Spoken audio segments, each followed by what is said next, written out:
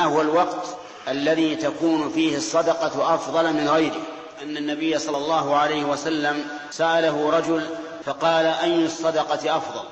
فقال النبي صلى الله عليه وسلم: أن تصدق وأنت صحيح شحيح تأمل البقاء وتخشى الفقر، ولا تمهل حتى إذا بلغت الحلقوم قلت لفلان كذا ولفلان كذا وقد كان لفلان. أن تصدق وأنت صحيح شحيح، لأن الإنسان الصحيح يستبعد الموت، وإن كان الموت قد يفجأ الإنسان.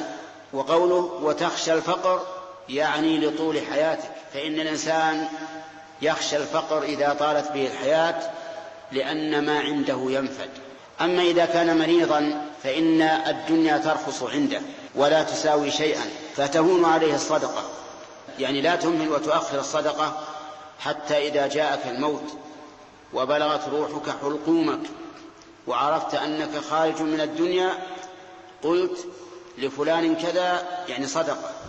ما نقصت صدقة من مال، يعني الإنسان إذا تصدق فإن الشيطان يقول له: أنت إذا تصدقت نقص مال. ولكن من لا ينطق عن الهوى يقول إن الصدقة لا تنقص المال، قد تنقصه كما لكنها تزيده كيفا وبركة، وربما هذه 10 يأتي بدلها 100. فالزيادة التي تحصل بدل الصدقة إما كمية وإما كيفية.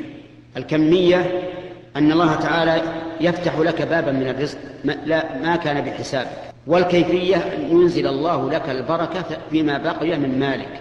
كان النبي صلى الله عليه وآله وسلم أكرم الناس، وكان أجود ما يكون في رمضان.